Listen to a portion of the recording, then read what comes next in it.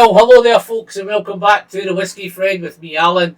Here we are again. We're back on a nice whiskey review to do. As you can see on the bar, we're heading to Speyside, we're heading to Craigellachie. I have the fantastic Craigellachie 17 on my bar at the minute, which I'm really looking forward to sharing with you. If you're a regular to the channel, you may have noticed a few months back I did the younger sibling to this. I did the Craigellachie 13 due to much demand from the whiskey community asking me to review that whiskey.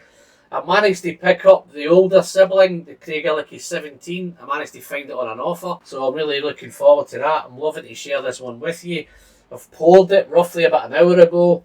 Yes, we have the trusty Whiskey Friend covering it up, guys. I've still got a few left. Whiskey Battles doing the hatch coin. They're still there. If you want to help support the channel, I'll pop some links into the description. You can check them out down there. So let's get on to this whiskey, folks. Yes, it's 46% ABV. It's non-chill filtered. Doesn't say anything about colour, but I'm pretty sure it's natural colour. Not too sure why they don't tell us about the colour or the cask maturation. Ex-bourbon cask, ex-sherry cask, and I believe there's a bit of first fill sherry in here and a bit of first fill bourbon in here. So yes, it's on the Craigellachie 13, there's a wee bit more sherry in the 17 one, which is, as you know guys, if you're a regular to the channel, it's right up the Whiskey Friend street, that nice bit of sherry involved. So yes, without any further ado guys, there's lots of info on the box, there's lots of info on the tin, a beautiful old label, sturdy old bottle, looks like it's been around since 1891 because it does state on the bottle there. But yes, for you geeks out there, this is batch number 046137, just to keep you updated to see if we've got the same bottle. As I say, yes, it's 46% ABV.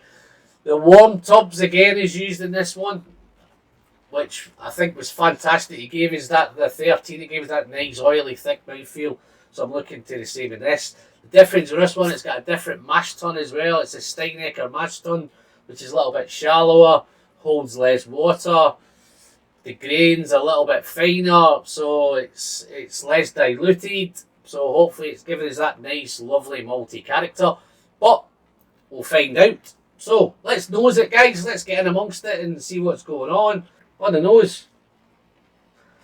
So there is, that sherry's up front there, that beautiful burst of sherry there.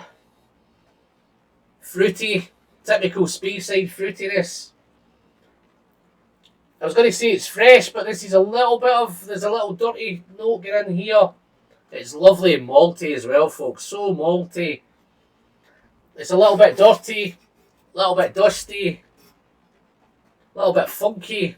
So yeah, this is a real interesting whiskey. As you can see, I've spent a wee bit of time with getting to know it over the last few days. Well, last few weeks really, but I've really tackled it over the last few days. Lots of fruit, lots of red apple. I think on the Craigellachie 13 there was lots of green apple. This is red apple, some red fruit. Apricots, even some little bit of tropical in this one. Some pineapple.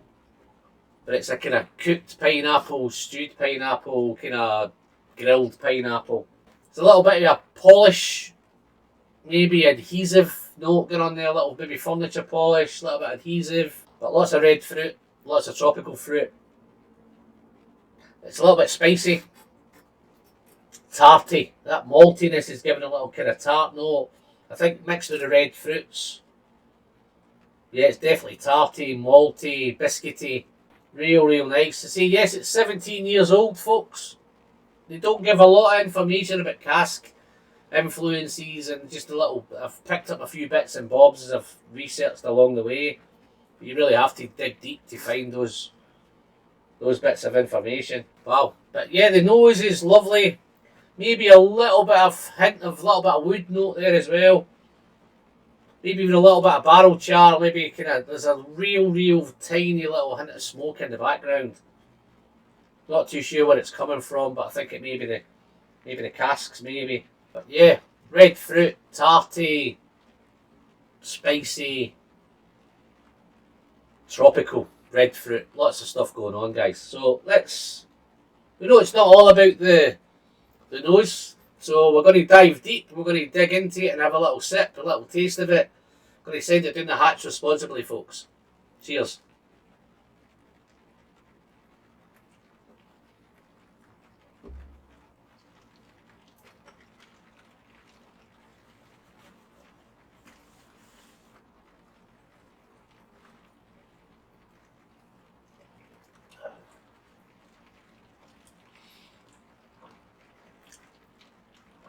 Oh dear. There it is.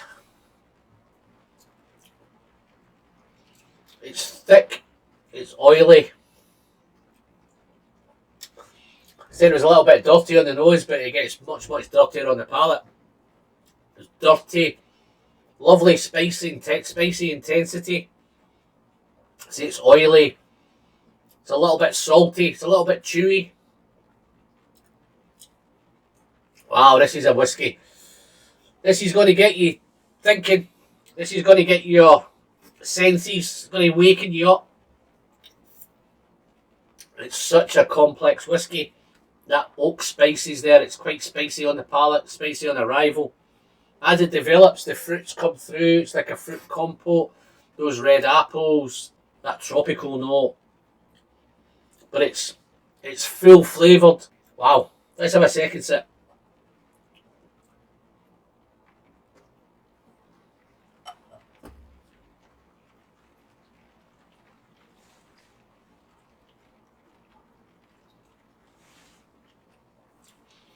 Yeah. Woody, malty, tarty, spicy. With that tart, it's always with the red fruits, the jammy fruits. It's like a jam tart. There's lots of fruit in there. There's orange, there's apples, there's pineapples, there's mango. Really, real fruity. It's a real fruit compote. But it's lovely. There's some nice, beautiful honey going through there now. It's like a sticky honey. Tarty. With the tarty note, it's like a jam tart. With the apples, maybe a little bit of apple pie going on in there as well. It's woody. It's complex. Beautifully balanced. I think the sherry's working wonders with this distillate. Really interesting. Really complex. Such a wonderful piece of work.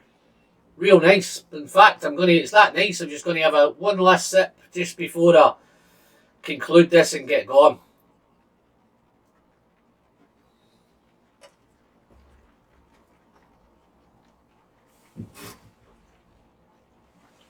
Definitely malty, biscuity, full flavoured, spicy, fruity. Wow. Lovely stuff. Vanilla there, nice bit of vanilla coming through. Spicy. Maybe some ginger spice. And then as it's heading towards the finish, there's a lovely little bit of chocolate note coming through there as well. There's lots going on with this, guys. I know I'm going to try and make this a 10-15 minute video, but I'm really confident that you could spend lots of time with this. I've not even tackled putting any water in it yet because I think it will just make the video far too long. I have done it with water. It changes it a little bit. It makes it really fruity, really spicy. But I like it this way. I like it at the full 46% ABV. Lovely honey, vanilla, tarty, red fruit. A little bit of smoke in there now as well. Heading to finish, the chocolate's there. Let's just do the finish, guys, and we'll give it a score and we'll get going. I'll conclude a little bit on it, price and stuff.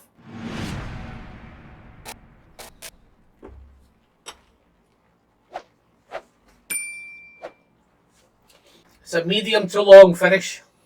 It's spicy. It's oak spice. It's got a real nice woody element coming through it. The ginger's there. Picking up a little bit of mocha, a little bit of coffee, a little bit of... Definitely the chocolate's there as well. So you could spend time. It's a little bit of dryness right on the finish now as well. Dusty, dry, biscuity. Nice. Such a wonderful whiskey. It's so complex, it's so interesting, and it's so beautifully balanced. So, what would we score this one, folks? I think I scored its younger brother an 89 out of 100. I do like this one. I think the sherry for me has just given it a little bit of edge over the 13. I'm going to score this a 91 out of 100. couple of points between them. So the points wise, the ABV is the same. I think the difference is there's a little bit more sherry in this and a little bit old, a little bit more age. The extra 4 years has definitely helped it. The price though, it's normally retails round about £100, £90 to £100 in the UK. Whereas you can pick up the 13 for around about the £50 to £55. So it's almost double the money. Is it double the whiskey? Not too sure it's double the whiskey, but if I could pick it up, I picked this up at £85 here in the UK. Not too sure if it's available in global markets, what sort of prices you're looking at. But certainly here in the UK, it's around about that £90 to £100 mark. And I think, as I say, I picked it up for 85. So I was happy to pay the 85. I'd be very happy to pay the 85 again, folks. Would I stretch to the 100? Yeah, probably. If I found I had a wee bit of spare cash kicking around and I wanted to restock this one up and get one for the stash, then yeah, I would probably pay the £100, 90 to 100. Certainly the 13 is a no-brainer. I think when we came across, when I did the 13 video, I will pop a link up above, guys, if you've not managed to watch that one yet. But when we talked about it, a lot of people said it really wasn't for beginners. It's a kind of complex whiskey. It is a complex whiskey, but I feel the 13, I don't think there's anything offensive or anything that would be off-putting to a newbie. I think a newbie would certainly have a go. It would be a wee bit more challenging for them. But yes, it's certainly a challenge. This one is definitely a little bit more challenging because there's so much more going on. I think with the extra age, I think with the sherry maturation, the bourbon, first fill sherry, first fill bourbon, I think there's definitely a wee bit more going on. I think the more you get into it, again, it's challenging, but it's rewarding. If you spend the time with it, it can be a wee bit uptight when you first pour it, a wee bit moody, a wee bit, it's not your friend, but you have to just bear with it, sit down with it, tell it a few jokes, get it to know each other, and I think once you get kind of this way down the bottle, it's really, it's worth the effort, it's worth putting the time in. Fantastic whiskey. But the Craigellachie 13, yes, I love it. I love both of them. I would certainly buy both of them if you get a chance. If you've tried the 17, guys, please dive into the comments, let me know what you think. Love to hear your thoughts on it. If you've tried the 13, guys, again, dive in, let me know. But other than that, until the next time, I'm Alan, I'm the Whiskey Friend, and as always, don't forget to send good whiskey straight down the hatch. Responsibly, of course. Cheers, folks.